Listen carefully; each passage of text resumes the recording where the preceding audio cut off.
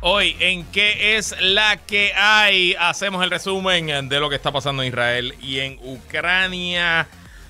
Como lo dije ayer, anuncio del equipo de Zaragoza, que fue un buen anuncio, queda opacado por sed de protagonismo de José Ronaldo Jarabo. Les vengo con el resumen de noticias y bueno, pues ustedes lleguen a sus propias conclusiones. Cifras de puertorriqueños que trabajan remoto se triplica de los números prepandémicos.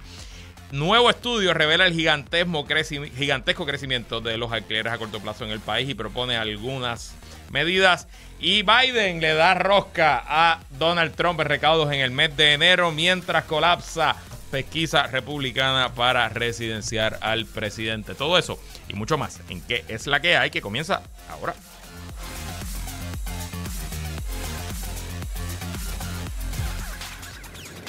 El análisis más potente y completo comienza ahora. Luis Herrero llega prendiendo fuego a los políticos y figuras que se atreven a dañar el país. Radio Isla 1320 presenta ¿Qué es la que hay? Con Luis Herrero. Muy buenas tardes, bienvenidos y bienvenidas a ¿Qué es la que hay? Con Luis Herrero por Radio Isla 1320.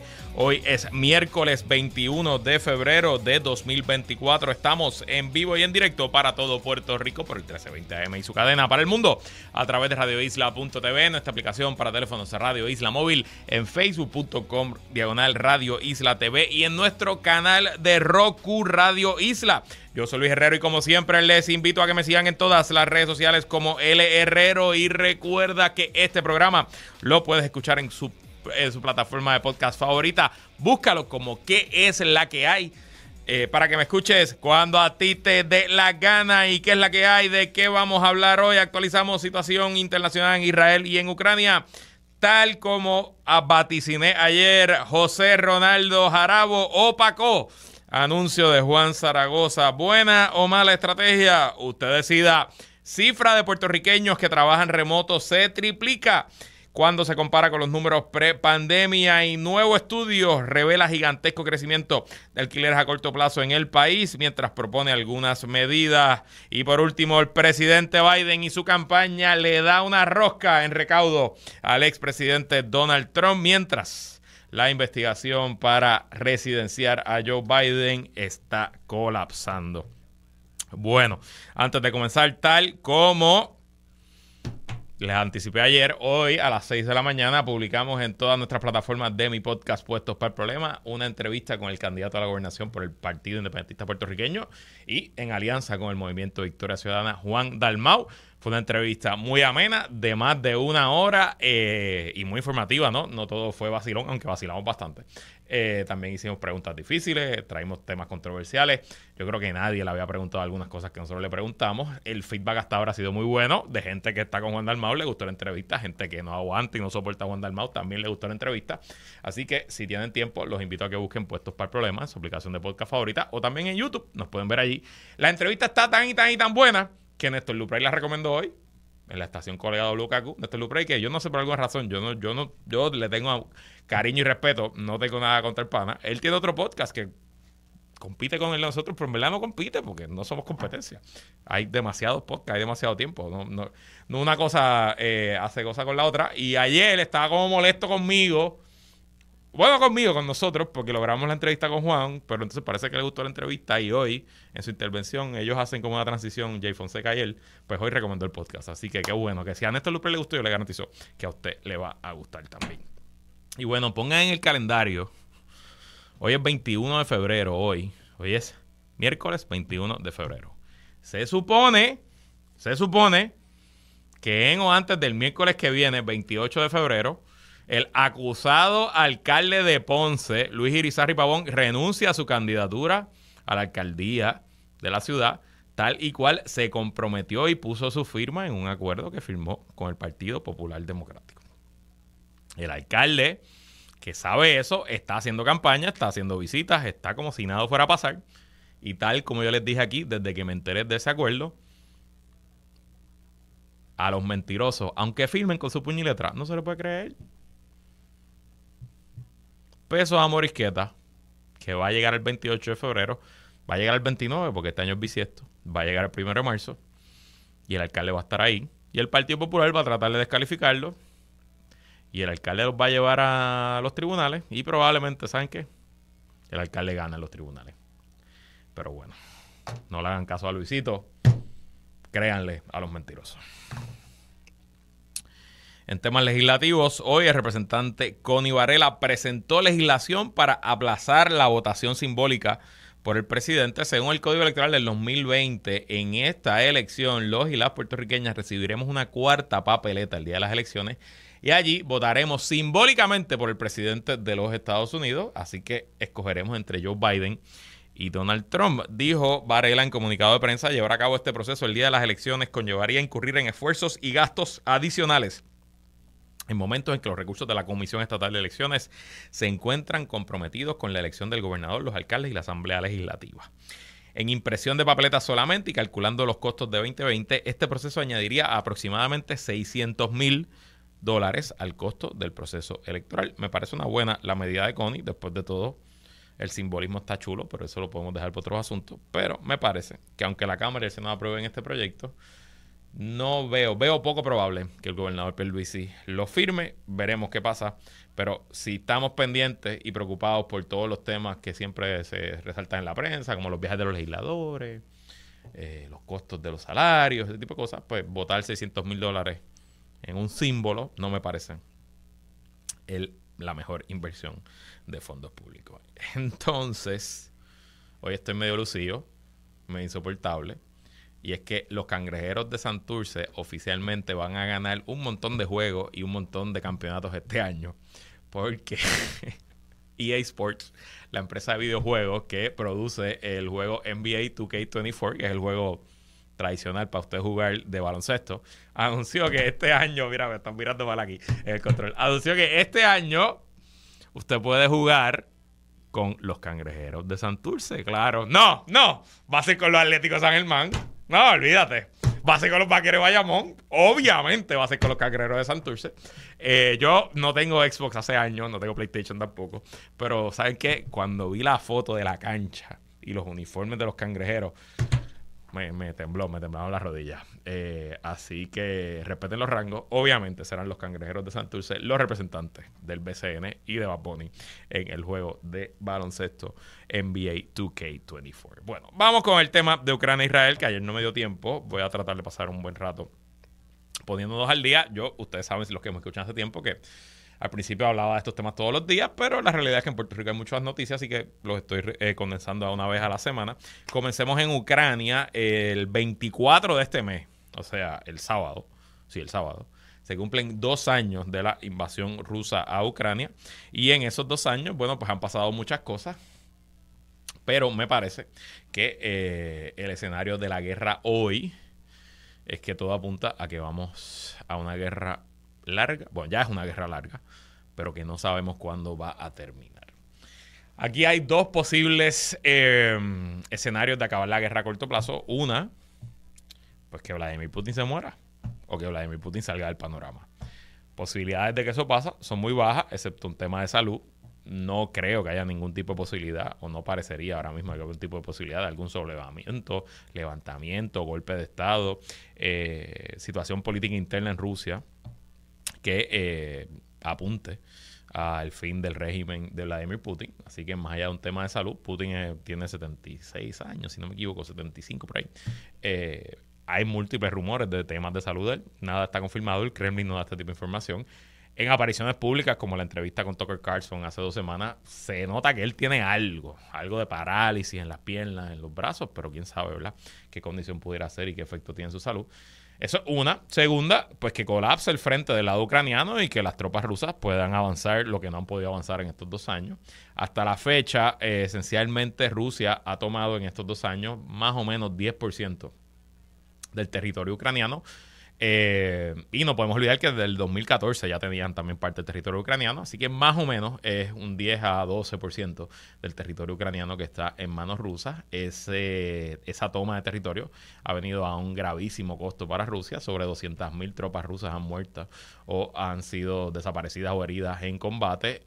Y claro, ha venido a un gigantesco costo también para Ucrania. Más o menos 140.000 tropas ucranianas han fallecido, desaparecido, han sido heridos durante el combate. Claro, del lado ucraniano hay que sumar a esas bajas la pérdida de vidas civiles, que se suman en más de 10.000 desde que comenzó la invasión rusa. En ese escenario todo apunta a que vamos camino a ese tipo de guerra, una guerra a largo plazo que no se sabe cuándo va a terminar.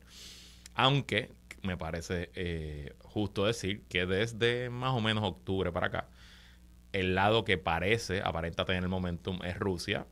No es que está tomando decenas de kilómetros de territorio al día, pero está tomando decenas de metros o de miles de metros cuadrados al día. Y poco a poco han ido avanzando, tal como les adelanté el lunes pasado, no el lunes de la semana anterior, que fue la última vez que hicimos resumen de Ucrania. Todo apuntaba a que la ciudad de Avdiivka, en el Donetsk, que era el objetivo principal de Rusia desde octubre para acá, iba a caer, y en efecto la ciudad cayó durante el fin de semana. Ucrania intentó retirarse, en algunos sectores de la ciudad se pudo retirar, en otros sectores las tropas fueron capturadas o asesinadas, ¿verdad?, o matadas en combate, en lo que, ¿verdad?, se llama un caldero, ¿no? O se fueron rodeadas por tropas enemigas y fueron pues capturadas o acribilladas a tiros. El número no se sabe al momento, pero deben haber sido cientos, quizás miles de tropas ucranianas. Y claro, ese cambio en momentum de Rusia no solo es por lo que está ocurriendo en el escenario de batalla, sino también porque gracias al tranque político y al efecto y a la influencia de Rusia sobre el Partido Republicano en los Estados Unidos, la ayuda de Estados Unidos a Ucrania se ha congelado, no se ha aprobado. Desde el verano pasado, Ucrania no recibe un paquete de ayuda de parte de Estados Unidos, y en estos combates en Avdiivka, el propio ejército del Estado Mayor ucraniano estaba anunciando que estaba racionando sus municiones, racionando su artillería, e incluso que se quedaron sin municiones antiaéreas. Y algo que vimos en Avdiivka, que no habíamos visto en mucho tiempo, sobre todo no lo habíamos visto esencialmente desde el comienzo de la invasión, es que la Fuerza Aérea Rusa volvió a estar activa sobre el frente de batalla, bombardeando directamente sobre Rusia. Escuché hoy en un podcast que se estima que desde enero para acá Rusia ha lanzado desde sus aviones en bombas sobre 1 millón de toneladas de explosivos, de misiles, bombas y otro tipo de municiones. Algo que no había podido hacer desde que Ucrania recibió los sistemas antiaéreos occidentales. Y mientras esas municiones, porque tienen los sistemas, pero si no tienen los cohetes y los misiles para dispararlo, pues de nada sirve el sistema. Mientras esas municiones no se reemplacen, pues se le va a hacer más complicado al ejército ucraniano. Y lo triste para Ucrania y para la civilización y para la humanidad es que a pesar de que el Senado aprobó el paquete de $60.000 millones de ayuda a Ucrania, la Cámara está de receso y no parece tener ningún tipo de intención de que se aprueben esos fondos. Hay una manera de que una mayoría de congresistas logren un descargue de la medida por encima de lo que quiera el liderato congresional republicano, pero ese tipo de descargue en el Congreso es complicado porque toma mucho tiempo. Hay que primero levantar 218 firmas de congresistas y luego de eso hay unos issues, calendarios, hay que pasar un día, varias semanas para que el proyecto pueda bajar al floor. Es probable que esa sea la última manera de hacerlo, pero no va a ocurrir hoy, no va a ocurrir mañana, no va a ocurrir este mes, probablemente no ocurre en marzo. Así que la situación sigue muy, muy complicada. En el frente, eso es en el frente militar. En el frente económico, en reacción a la muerte, yo diría asesinato, del principal opositor ruso de Vladimir Putin, Alex Navalny, que murió bajo circunstancias sospechosas en una cárcel en Siberia, luego de haber sido arrestado por el régimen de Putin en enero del 2022. El presidente Biden adelantó que el viernes su gobierno anunciará nuevas sanciones contra Rusia. Veremos qué tipo de sanciones incluyen, y me imagino que incluirá también sanciones personales contra el presidente Putin. También la esposa de Navalny, Yulia Navalnaya, que inspiró al mundo el jueves luego de la muerte de su esposo. Ella estaba participando en una conferencia de seguridad que se hace en Múnich, que es una conferencia de seguridad que se hace todos los años. Ella estaba allí y en vez de irse a llorar, salió sorpresivamente, tomó el podio y dio un mensaje muy fuerte, muy contundente. Pues ella esencialmente hoy anunció que se convertirá en la heredera política de su marido y que asumirá el rol como líder de la oposición rusa. Muy interesante. Lo otro que está ocurriendo y que a mí me recuerda a la última escena del Padrino, del Godfather, cuando Michael Corleone le dice a su círculo interno, le dice: hoy resolvemos todos los asuntos de la familia. Today we settle all family business. Y en cuestión de 1 minuto y medio, todos los enemigos de la familia Corleone son asesinados, ya sea a tiros o a garrotes o de otra forma. Pues creo que luego de que Putin mató a Navalny, está taking care of family business, y están pasando muchas cosas. Antier, en España, apareció muerto de 5 tiros un soldado ruso que había desertado con un helicóptero. Ucrania ofrece recompensa a los soldados rusos que desertan, y si ese soldado ruso deserta con equipo militar y se lo entrega al ejército ucraniano, pues la recompensa es aún mayor. Este piloto de helicóptero se había robado su helicóptero, había cruzado la línea de combate y había aterrizado en territorio ucraniano, y allí se había rendido y había entregado su helicóptero ruso al ejército. Había recibido unos cuantos cientos de miles, quizás millones de dólares, y estaba viviendo felizmente en España, y sospechosamente apareció muerto ayer de 5 tiros, ayer o antier. Así que Rusia no solo está asesinando a sus opositores dentro de su territorio, sino que está cada día más confiado, más cocky, más arrogante de que puede también asesinar a sus enemigos en territorio extranjero. También ayer un blogger ruso, un military blogger, hemos hablado de esto hace tiempo que no hablamos de esto, pero hay un grupo de medios pro guerra que se llaman estos bloggers militares rusos que pues cubren la guerra del lado a favor de Rusia. Y este blogger en su canal de Telegram, es esencialmente Telegram el principal medio de comunicación de ellos, había cuestionado duramente y fuertemente la ofensiva rusa en la ciudad de Avdiivka, y dijo que según sus fuentes habían muerto 16,000 soldados rusos habían muerto tratando de tomar la ciudad, y sobre 300 vehículos pesados habían sido destruidos en la toma de la ciudad, un número que a él le parecía increíble y que era una pérdida gigantesca de vida rusa. Ese post en su canal de Telegram fue borrado, y él luego dijo: tuve que borrar este post por presiones que me puso el Ministerio de Defensa ruso, y ese bloguero hoy apareció muerto. Qué cosa, qué cosa. Así que sí, que me parece que está bastante claro que Putin, al igual que Michael Corleone, is taking care of family business. Y bueno, pasando a Israel, la Escuela de Medicina e Higiene, la Escuela de Medicina Tropical e Higiene de Londres publicó hoy un escenario calculando si el nivel de combate en Palestina se mantiene como ha estado hasta ahora, y creen que en los próximos 6 meses pudieran morir 65,000 personas adicionales. Obviamente esto es un número catastrófico y que aumentará el repudio internacional, ya casi universal, contra las acciones del gobierno de Netanyahu en su intento por vengarse de los ataques terroristas de Hamas del 7 de octubre.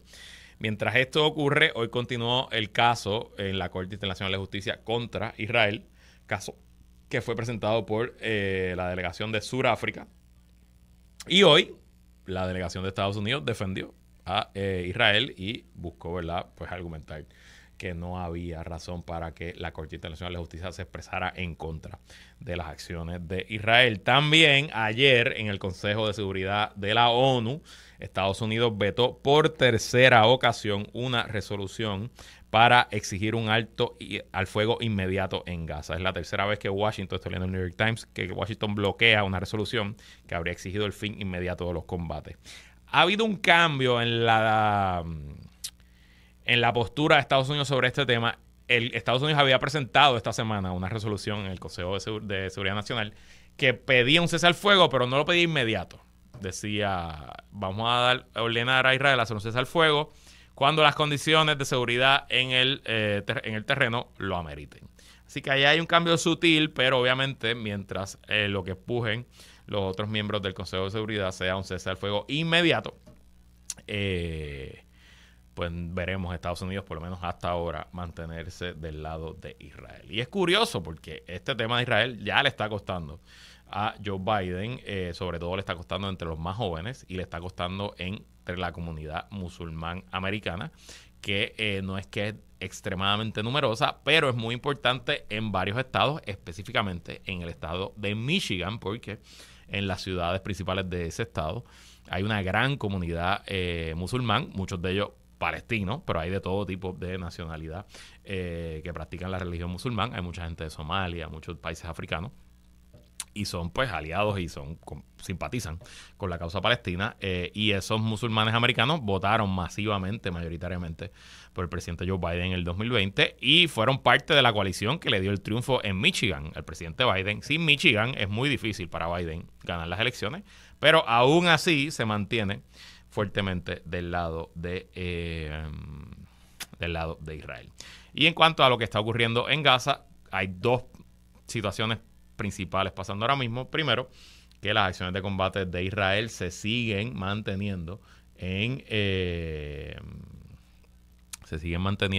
concentrando en el sur de la Franja de Gaza, específicamente en la ciudad de Rafah, y que incluso se han ido ordenando evacuaciones de barrios en varios barrios en la ciudad, agravando aún más la situación humanitaria, porque es allí, en esa zona, a donde Israel había mandado a los residentes del Estrecho de Gaza a que se movieran, evacuaran hacia esa zona cuando comenzó la invasión en el mes de octubre, y a la misma vez en su desesperación ante la escasez de medicamentos y alimentos, los residentes de Palestina han estado pues esencialmente interceptando y tomando los convoys de ayuda humanitaria que van entrando poco a poco a todo el territorio, y pues ese tipo de disturbios y ese tipo de acciones ha hecho aún más complicada la situación, porque no hay un gobierno funcional ahora mismo en Gaza. Pues el gobierno israelí está con su ejército, y el gobierno de Hamas, que es quien nominalmente administra la Franja de Gaza, pues también está en combate y han colapsado las infraestructuras, los servicios básicos. Así que en general muy, muy, muy complicada, muy lamentable, muy triste la situación en Palestina. Y bueno, vamos a aterrizar a Puerto Rico. Me quedan 5 minutos antes de ir a la pausa. Tal como lo dije ayer, Juan Zaragoza, ayer, precandidato a la gobernación por el Partido Popular Democrático, tuvo un gran evento. Presentó su equipo de campaña, y su equipo de campaña está repleto de gente muy valiosa. Sobre todo 3 mujeres populares de alta estima, de una trayectoria intachable, y que mandan un mensaje poderoso para Juan Zaragoza y para su campaña. Hablo de la directora de campaña, exsecretaria de Familia Idalia Crespo, la directora de Plan de Gobierno y exsecretaria de Familia también, Yolanda Saya, y la subdirectora del programa de gobierno y exsecretaria de Salud y muy buena amiga, Anita Ríos.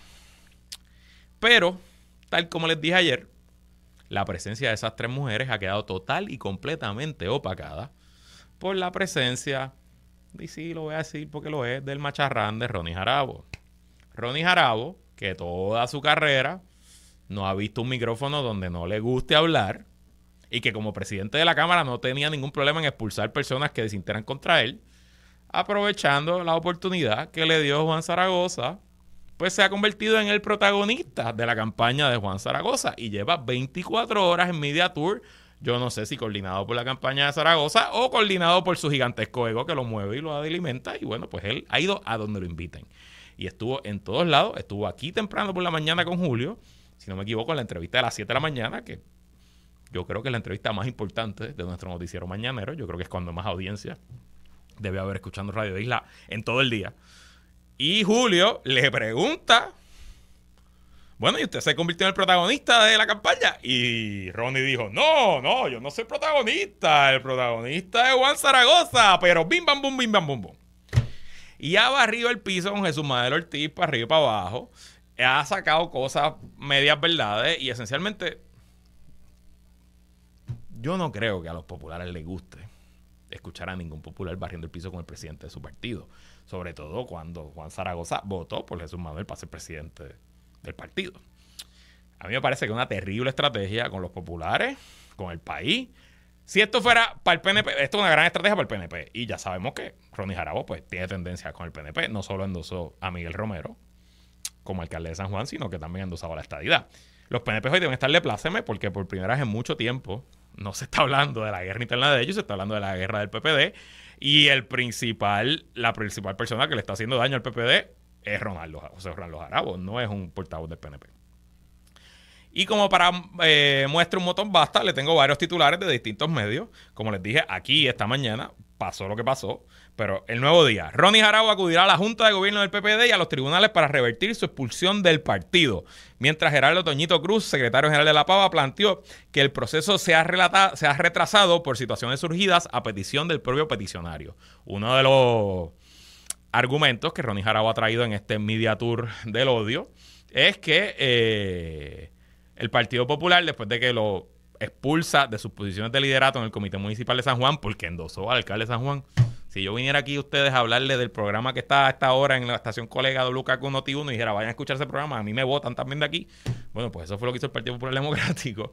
Y entonces él ha dicho, no, y después de que me votaron, yo radiqué una apelación y no han hecho nada con esa apelación. Está en el limbo. Y Toñito dijo, bueno, es que no hemos hecho nada con la apelación porque tú te fuiste de viaje y nos pediste que no hiciste nada. Después tuviste un accidente y estuviste hospitalizado y nos pediste que no hiciste nada. Y bueno, pues no hemos hecho nada porque tú nos pediste. Estamos siendo de frente contigo. Pero muy interesante eso. Vocero, la misma noticia. Toñito Cruz alega que solicitud de Ronnie Jarabo no está en el limbo.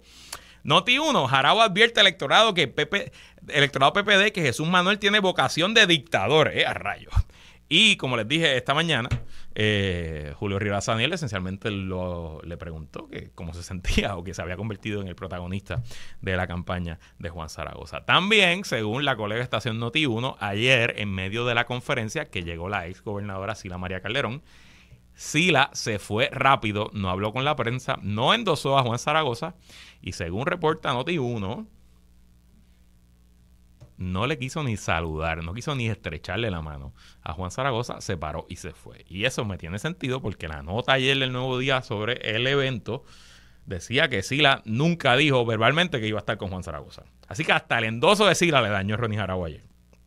Y por último, anoche en Jugando Pelota Dura, que presumo que estaba negociado desde hace mucho tiempo, Zaragoza llegó con todo su equipo, se veía muy bien sentado en la mesa larga de Jugando Pelota Dura, con todo su equipo detrás, muy elegante, muy atractivo, una imagen muy chévere, la imagen que cualquier campaña hubiera querido.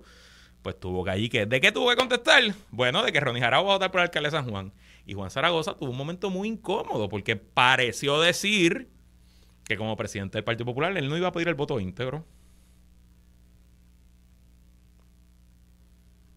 Y como en la política a veces la suerte es mejor que la intención, hoy, a esta hora, aquí cerquita, en Israel Bitumul, están caminando Jesús Manuel Ortiz, Terestela González, candidata a alcalde de San Juan, Pablo José Hernández, candidato a comisión de residentes, y Luis Javier Hernández, alcalde de Villalba y candidato al Senado por acumulación en San Juan. ¿Saben quién no está caminando allí? Obviamente, Ronnie Jarabo no está caminando allí, pero tampoco está caminando Juan Zaragoza. No sé. A veces las campañas y las elecciones se deciden por momentos. Y quizás este es un momento que decida esta elección. ¿Qué pasará? Ya veremos. Nosotros vamos a una pausa. Cuando regresemos, hablamos de otro tema. Hablamos de un nuevo estudio que examina el crecimiento de los alquileres a corto plazo en Puerto Rico. No se vaya nada, que la calle continúa.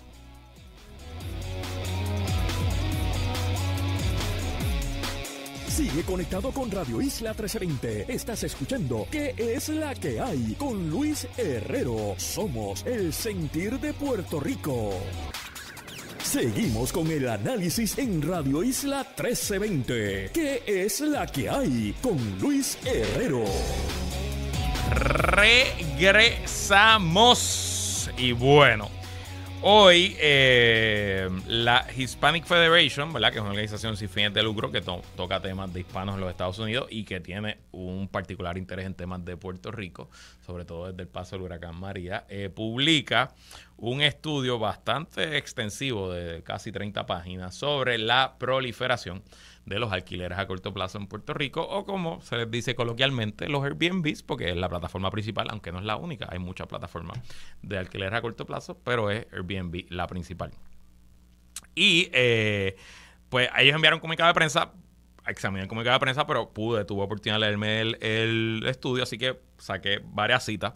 Y además de hacer un diagnóstico, lo que ellos encuentran, y ponen cosas positivas de los Airbnbs, cosas negativas de los Airbnbs, también tienen una receta de posibles soluciones, cambios en política pública o algo así, ¿verdad? Algo por esa línea. Voy a ir leyendo partes y comentando ciertas cosas. Hay algunas cosas en las que estoy de acuerdo, hay algunas cosas en las que no estoy de acuerdo, y hay otras cosas en las que me parece que es importante dar perspectiva y contraste. Dice aquí, el Hispanic Federation se ha embarcado en un proceso dirigido a examinar los efectos de los alquileres a corto plazo sobre las comunidades y sobre la disponibilidad y asequibilidad de la vivienda, con el fin de promover políticas públicas que atiendan los impactos negativos. A tales efectos, HF solicitó a El Enjambre, que es otra entidad comunitaria, a llevar a cabo una investigación participativa para auscultar la posición de distintos sectores y grupos de interés sobre este asunto. Los hallazgos y recomendaciones incluidos de este informe recogen las ideas, sugerencias y reflexiones vertidas por los participantes durante las entrevistas y sesiones comunitarias llevadas a cabo. Lo primero es que el hallazgo principal del estudio, es que en el 2014 en Puerto Rico existían 1,000 localidades, propiedades en alquileres a corto plazo. Importante. Antes de la llegada de estas plataformas a corto plazo, la Compañía de Turismo de Puerto Rico regulaba los alquileres a corto plazo, y yo pues tengo memoria de mi niñez. Nosotros nos encantaba ir como familia a Playa Santa en Guánica, y me acuerdo que alquilábamos una casa y eso era un alquiler a corto plazo. Claro, ese alquiler a corto plazo técnicamente pagaba impuestos a la compañía de turismo, pero si ese dueño de ese alquiler no estaba registrado en el sistema de la compañía de turismo, pues era muy difícil. Esencialmente casi imposible que la compañía de turismo, con una fuerza laboral que no llega ni a las 400 personas y que más de la mitad de esa fuerza laboral trabaja en los casinos, muy poco probable que esas alquileres a corto plazo, que han existido siempre en todos los destinos turísticos como el nuestro, pues estuvieran pagando impuestos. Del 2014, no sé si fue en el 2014 o fue después, yo creo que fue en la administración de Ricardo Rosselló. Airbnb se funda en el 2007, pero su popularidad realmente es más de la década pasada. Yo no sé cuándo llegan a Puerto Rico, pero en algún momento en la administración de Ricardo Rosselló, Airbnb firma un acuerdo con Turismo, donde Airbnb cobra el impuesto hotelero, que es el mismo. Usted paga 7% en alquileres a corto plazo, igual que paga 7% en los hoteles, y ese impuesto hotelero va a la compañía de turismo. Pues Airbnb, y esto es una táctica de ellos que hacen en todos los destinos, hacen en todos los mercados, Airbnb, para ganarse y congraciarse con los gobiernos, pues le dice al gobierno, no te preocupes, que yo cobro el impuesto y yo te lo pago todos los meses.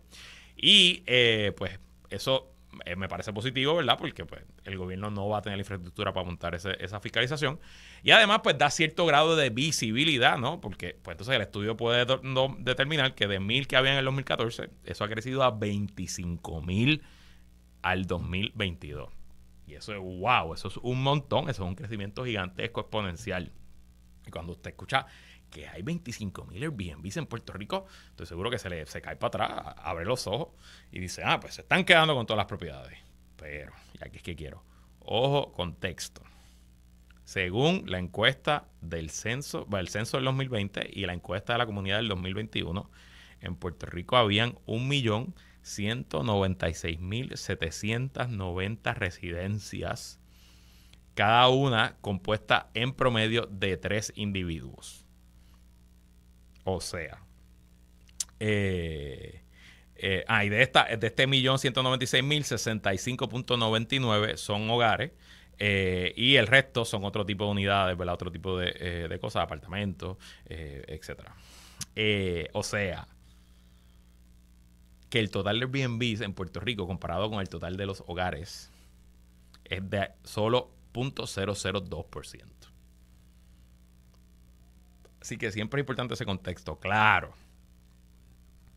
si vamos a ver ese número en el viejo San Juan, versus, digamos, Puerto Nuevo, o si vamos a ver ese número en Vieques versus, digamos, la playa de Ponce, o si vamos a ver ese número en Culebra versus el pueblo de Utuado, pues yo estoy seguro que en Culebra o en Condado o en el Viejo San Juan el número de Airbnbs es mucho mayor versus el total de residencias disponibles versus en Cupey, ¿verdad? Y quiero dejar eso claro porque a veces pensamos y hay mucha retórica allá afuera de que las propiedades están caras y no se encuentra casa por los Airbnbs. Bueno, si usted quiere vivir en Ocean Park o en el condado o en el Viejo San Juan, los Airbnbs sin duda es un factor que está haciendo las propiedades más caras.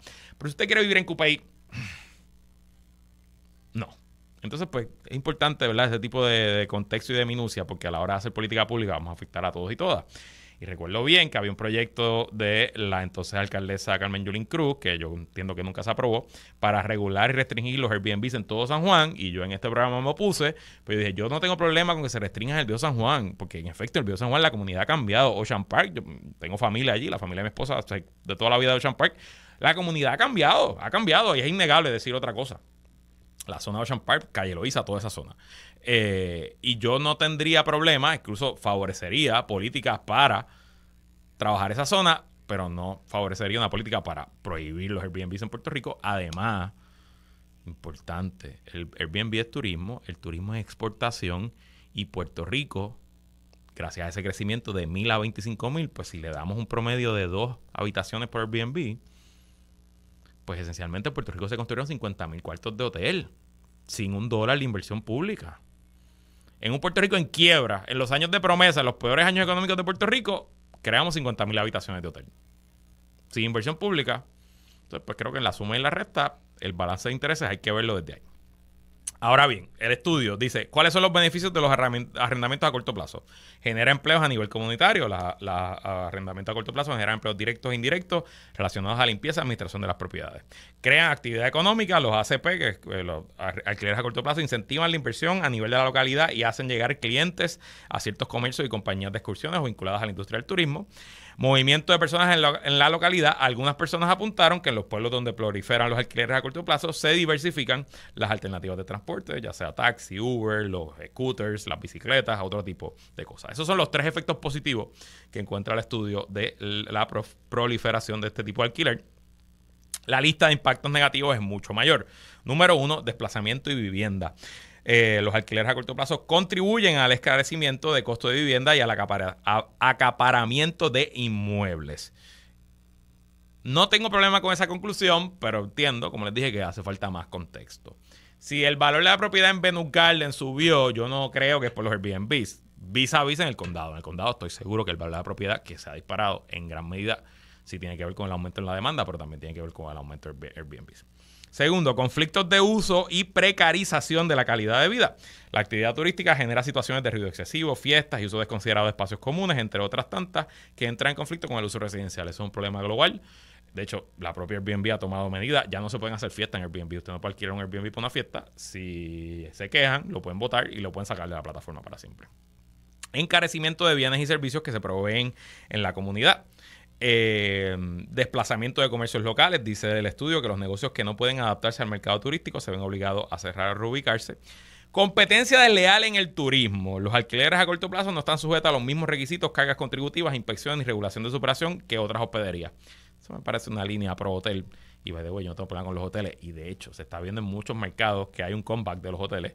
Porque los Airbnbs no son una solución perfecta. Y yo, si viajo solo con mi esposa, probablemente voy a preferir un hotel. Pero si viajo en grupo, viajo en familia, como ahora que viajé en noviembre, que fui a Madrid y hice las dos cosas, porque en Atenas estuvimos en un hotel, en Madrid estuvimos en familia, en un Airbnb, y créanme que fue mucho mejor el Airbnb, sobre todo por el tema de la niña, que los abuelos la cuidaban por la noche, ese tipo de cosas, ¿verdad? Yo prefiero que haya mucha oferta, muchas distintas maneras, y uno como turista decida. No me queda mucho tiempo, así que hay más efectos negativos en el estudio. Los invito a que busquen la página de Hispanic Federation. Quiero ir a las recomendaciones. Y aquí hay varias que yo favorezco, varias que... Número 1, incrementar el impuesto por habitación de 7 a entre 9 y 11%. Estoy 100% de acuerdo con eso, sobre todo porque es un impuesto que paga el turista. ¿Haría el destino un poquito menos competitivo que los demás? Pues sí, pero tampoco va a hacer una diferencia. Yo no creo que ningún turista se quede en la casa porque le subieron el impuesto de 7 a 9%. Y creo que aquí debemos ser progresivos. Y que mientras más Airbnb haya en una zona, más caro debe ser el impuesto. Yo creo que un Airbnb en el Viejo San Juan debe pagar más impuestos que lo que pagaría un Airbnb en, qué sé yo, Maricao. No creo que en Maricao haya un problema de Airbnb, como evidentemente lo hay en el Viejo San Juan. Segundo, utilizar esos nuevos recaudos del impuesto por habitación para financiar la fiscalización y el aumento de la demanda de servicios públicos, así como programas y proyectos para proteger la asequibilidad en la vivienda de alta presión inmobiliaria. Estoy 100% de acuerdo. Ese dinero no debe ser para que se vaya al Fondo General, no debe ser para pagar la deuda del Centro de Convenciones, no debe ser para pagar el Choliseo, debe ser para programas particulares, y le añado a esa recomendación, que creen vivienda.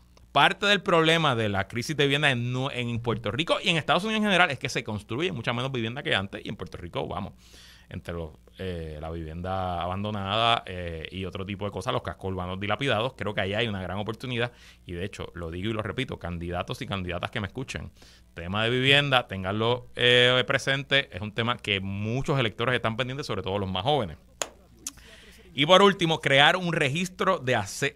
Son más recomendaciones, pero esta para mí es la más importante. Crear un registro de acceso público con un mapa interactivo que provea datos sobre ubicación, propietarios, operadores y otra información referente a los alquileres. El Centro de Periodismo Investigativo está demandando a la compañía de turismo precisamente para hacer esto. Y me parece que la transparencia, al igual que nosotros sabemos dónde están todos los hoteles del país, deberíamos saber dónde están todos los Airbnbs. Y deberíamos saber quiénes son los dueños. ¿Cuál es el problema? Si usted busca ahora mismo mi nombre o el nombre de mi empresa, usted va a encontrar en el Departamento de Estado la dirección, cuándo se fundó, quiénes son mis socios. Pues, ¿por qué no podemos saber eso de un Airbnb? Porque hay que proteger esa información. Así que al final del día, me parece un excelente esfuerzo de parte del Hispanic Federation. Lo invito a que lo compartan. Pero creo que, como todo, esto no es blanco y negro. Creo que en la suma, los alquileres a corto plazo son positivos para Puerto Rico y esencialmente para el turismo a nivel global. Pero hay que controlar, regular y ver dónde quizás se ha ido la mano y qué se puede hacer para compensar eso. Y por último, y esto hablo de todos los que somos propietarios. Yo compré mi apartamento en el 2010. Mi apartamento nunca jamás había subido de precio hasta los últimos años. Y en parte ha subido de precio gracias a los Airbnbs. Y eso, créanme, que no es malo. Vamos a una pausa, regresamos con más.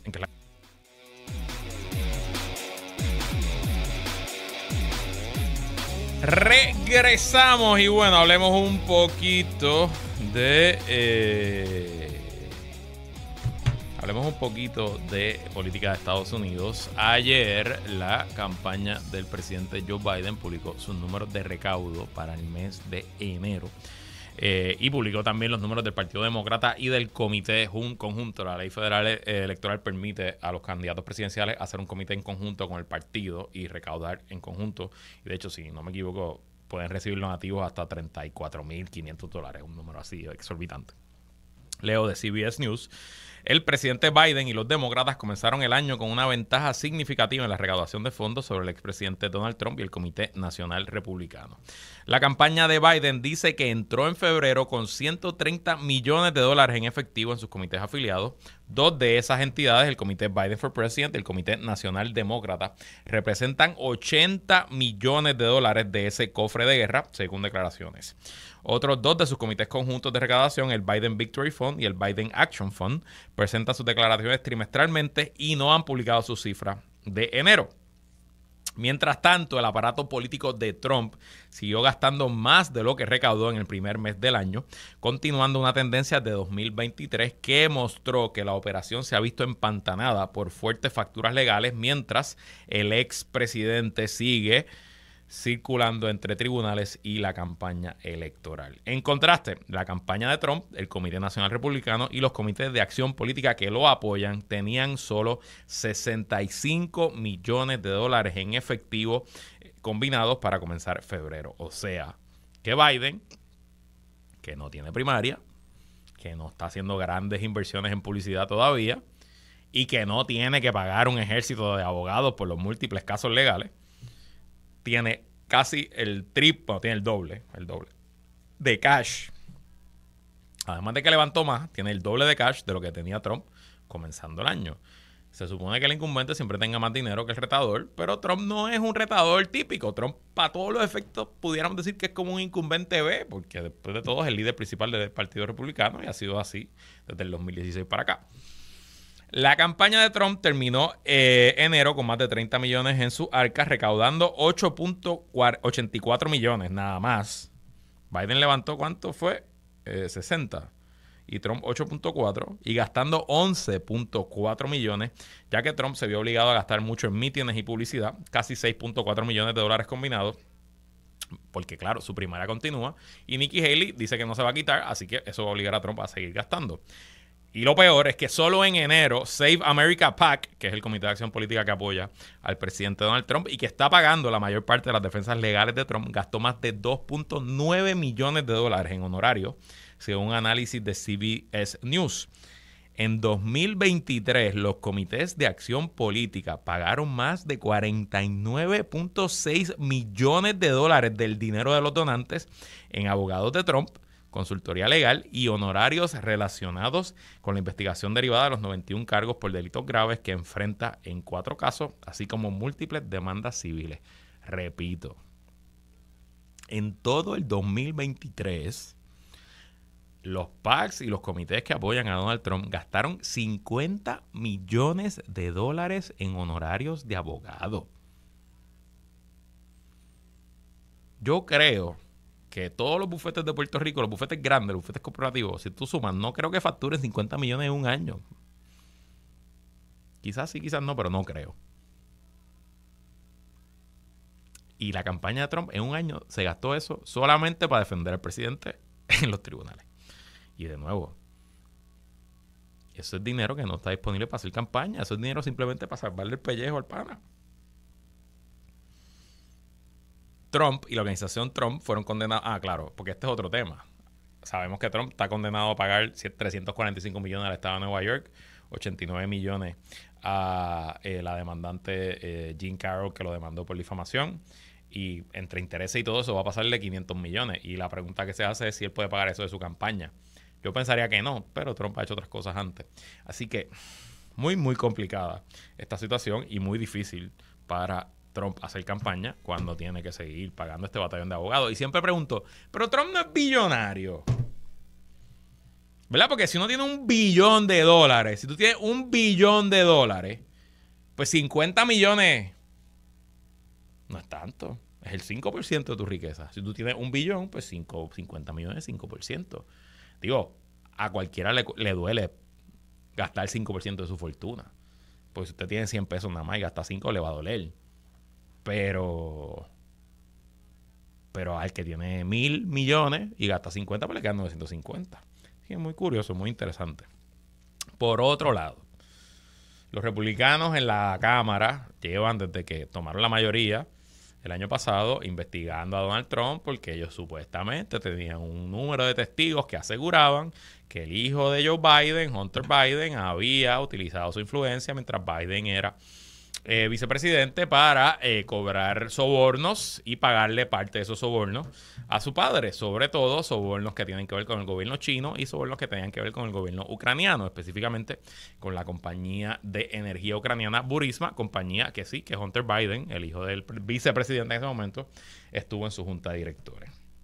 Entonces, los republicanos tenían un testigo estrella de nombre Alexander Smirnov, que es un ciudadano estadounidense e israelí. Ese testigo estrella había sido depuesto en privado por los republicanos del Congreso y también era informante del FBI. ¿Y qué pasó con el señor Smirnov? Que fue arrestado la semana pasada en el aeropuerto de Las Vegas. Ayer se llevó a cabo la vista de fianza. El gobierno quería que no se le diera fianza y que se mantuviera preso. Y como parte de la preparación, presentaron una moción dando más detalles de por qué habían arrestado a este señor, que por cierto, quien lo arresta es un fiscal especial independiente que fue nombrado por Trump para investigar a Biden. O sea, este es el fiscal que acusó a Hunter Biden. Este mismo fiscal está acusando al testigo estrella por mentir a las autoridades. Y dice aquí que un ex informante del FBI que afirmó que el presidente Joe Biden, estoy leyendo de Mediaite, el sitio especializado en noticias sobre medios, Mediaite, un ex informante del FBI afirmó que el presidente Joe Biden recibió un soborno de $5 millones. Dijo que funcionarios asociados con la inteligencia rusa estuvieron involucrados en la proliferación de esa afirmación, según una presentación del Departamento de Justicia el martes. Alexander Smirnov fue detenido la semana pasada y acusado de mentir al FBI. Afirmó que Biden y su hijo Hunter recibieron $5 millones cada uno cuando el mayor de los Biden era vicepresidente. El ex informante afirmó que el dinero fue pagado por la empresa energética ucraniana Burisma, de cuyo consejo de administración formaba parte Hunter Biden. Smirnov dijo que el dinero era el pago para que Biden consiguiera que el gobierno de Ucrania despidiera a un fiscal llamado Viktor Shokin, que, según la historia, estaba investigando a la empresa por corrupción. Sin embargo, como se ha informado ampliamente, Shokin fue despedido por no investigar la corrupción y no tenía ninguna investigación activa sobre Burisma en el momento de su despido. Con la acusación de su testigo estrella, esencialmente la pesquisa para residenciar al presidente Joe Biden muere, se acabó, cero probabilidad de que los republicanos puedan aprobar artículos de residenciamiento contra Biden este año. Incluso el presidente del comité que investiga a Biden, que se me olvida el nombre ahora mismo y no lo anoté, ya esencialmente le dijo a la prensa que no tienen los votos para residenciar al presidente. Así que me parece que este tema termina. Claro, eso no quiere decir que Trump y los republicanos no sigan machacando, pero me parece que no van a tener el simbolismo de decir que residenciaron a Biden y un poco igualar la pelea con Trump, que, como recordarán, fue residenciado 2 veces en su presidencia. Y hasta aquí esta edición de ¿Qué es la que hay con Luis Herrero? Como siempre, agradecido de su sintonía y patrocinio. Quédese con nosotros. La mejor programación y análisis de la radio puertorriqueña continúa en Radio Isla 1320. Lo próximo, el informe del tiempo con su Hailey López Belén. Hasta mañana.